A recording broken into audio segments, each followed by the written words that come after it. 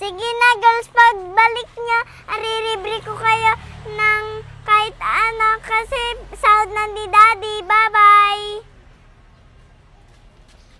Ang tagal ni Papa, sabi niya mangmumul kami. Anong oras na? Sobrang dami ko pang parcel babarayan. Ano ba yan? Yung tsinelas ko, lip tint ko, anything! Gusto ko pala ng bagong perfume. Ay naku, ang dami ko ibibili. Tsaka blush on. Kung tagal-tagal.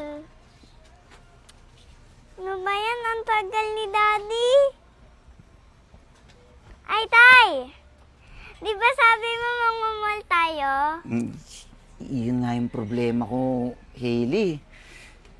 Hindi pa dumarating yung sahod ko kasi delayed. Walang bad trip yung boss ko. Walang di nagpasahod ngayon. Wala akong pera. Hay naku talaga. Di ba sabi mo mangmumul tayo? Asan yung pera?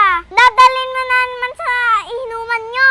Ba't ko naman dadalhin? Wala nga akong sinahod. Hindi ko dadalhin sa inuman. Di ba wala na nga si Balong, oh. Hindi na tumatambay rito kasi pinagalitan mo, di ba? O, ba't ko dadalhin sa inuman? Wala lang ako sahod ngayon. Darating pa. Next week pa. Wala ngayong 15. Okay? Wala pa yung sahod ko. Parang may tinatago ka sa bakit mo dyan. Wala nga. Wala naman yung money detector mo. Wala yung nanay mo. Wala akong sahod dito. Oh. Parang meron na. Wala. Oh, wala. Wala nga cash. Wala nga pera. Kakapkapan pa. Eh, ba't ano bang kailangan mo? Ba't magmamall pa tayo? Ang dami mo nang in-order sa parcel. Ibalik mo muna sa, sa hub yun. I-RTS mo muna. Tapos, pagka dumating na yung sahod ko next week, doon na lang tayo bibili. Sige, kung wala. Nakabag ka pa. Nasa akin naman yung card mo.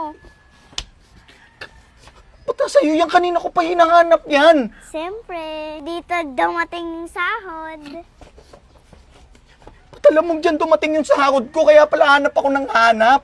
Siyempre. Ano siyempre, ang bilis din ng kamay mo. Nasa iyo na agad yung card. Antindi mo. May pabagbag ka pa. Siyempre. Kala mo, tandaan mo na, liit-liit mo pa. Bahala ka na. Mangmamall kami nila, Mami. Hayaan mo na yung sarili mo dyan. Andali. Nung nakuha mo yung card ko tsaka sahod ko, hayaan ko na yung sarili ko?